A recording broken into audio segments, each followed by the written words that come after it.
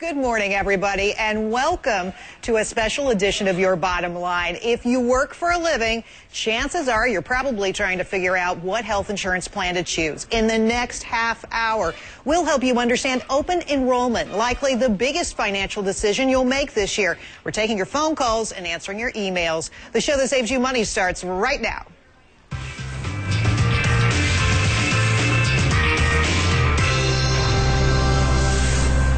Chances are the health plan your company is offering for 2010 looks nothing like this year's plan. That's why we put together a top-notch team to help you understand the changes and help you make those hard decisions. With us for the half hour, CNN senior medical correspondent Elizabeth Cohen. She'll be here in just a second, who breaks down these issues like no one else. And in New York, Andrew Rubin of SiriusXM Dr. Radio and NYU's Lango Medical Center. He is a longtime friend of this show. Andrew, I want to start with you, if we could. The biggest change, no doubt about it, this year is that we are paying more for our health care. 10% more. Tell us exactly how they're making that much more money. Well, it's amazing what's happening. Healthcare costs, as we all know, are going up, and the corporations have to either pay that cost themselves or pass it on to their employees. And what we're seeing is, in most cases, most large employers are passing those costs on to employees with higher co-pays, higher co-insurance amounts, higher deductibles. It's really fascinating, but it's really about the economics. It's really about the economics, and of course we're paying so much more, 10% when you include premiums and co-pays or co-insurance together, all of the out-of-pocket costs. It's really going to cost people a lot of money. Elizabeth, I want to turn to you now. Let's back up a couple of steps, because I think a lot of people out there, they're saying, yeah, I don't understand all these phrases. What is HMO? What is PPO? Right, and you need to understand those, because chances are you're going to have a choice between an HMO and a PPO. An HMO is a health maintenance organization, and it's relatively restrictive. It gives you a set of doctors, a set of facilities that you can go to. A PPO, which is a preferred provider organization, is sort of an open HMO. That's how some people describe it. And so you've got more choices about who you can choose. You will pay more if you go out of network. I was going to say, I hear more money. Ding, ding, ding, right, ding, ding. Exactly. More expensive to do the PPO, but some people, they want more choices. Other people say, you know what, I don't go to the doctor much, and HMO is fine with me, I'll pay less for it. Andrew, it's all about choice, obviously, and people, what are they willing to pay for that? I want to talk about a big change this year. It's co-pay and co-insurance. Most of us are used to the co-pays, right? 20 bucks, 10, 15 to go see the doctor. It's not much money at all, but this is going to be different this year. What are a lot of people encountering? It's amazing. I've seen it all over the place, and it kind of got me by surprise.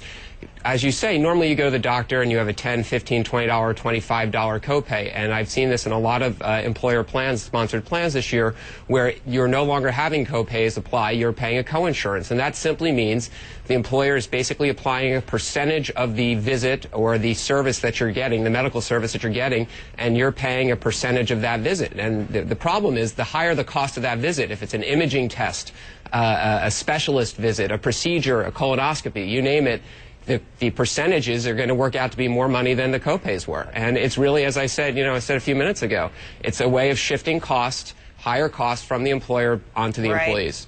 Right. We've seen this ourselves here at Time Warner. They're changing as well, so we're trying to figure out what it means to us.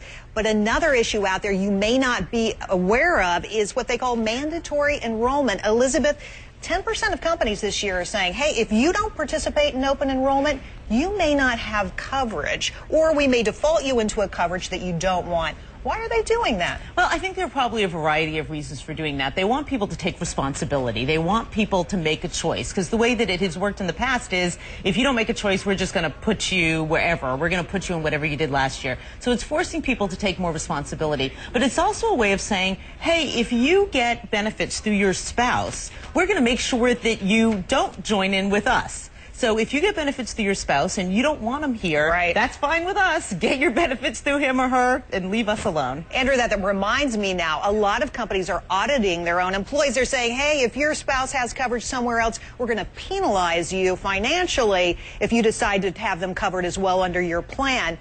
Is this fair? I mean, how high can these costs go? Well, listen, first of all, people need to look at it. If you have an employee option with your spouse, there's probably really, in most cases, not a need to carry it on your own because it's expensive for the employer, but it's also expensive for you as the employee.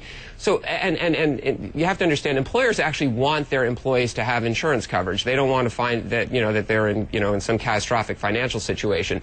So it's really twofold. One is they don't want to pay twice, and they also do want their employees to have coverage. So this is a way to make sure that their employees have the appropriate level of coverage.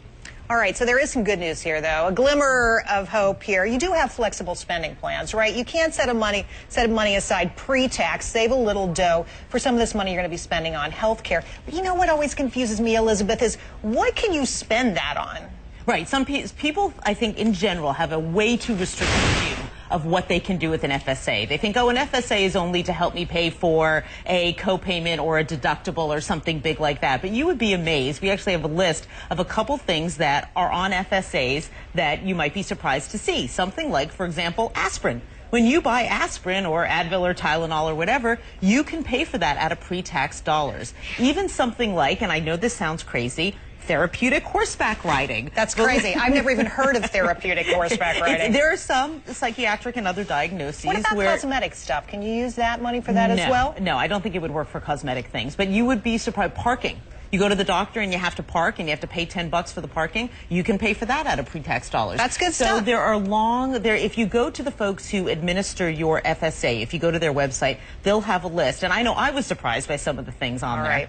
All right, guys, we have lots more to come. We want people to call in. Elizabeth, Andrew, hang tight. Today's show is all about you, your emails, your phone calls, answers to your open enrollment questions. Send me an email, jerry@cnn.com. Here is the phone number, 866-792-3399. That's 866-792-3399. Give us a call.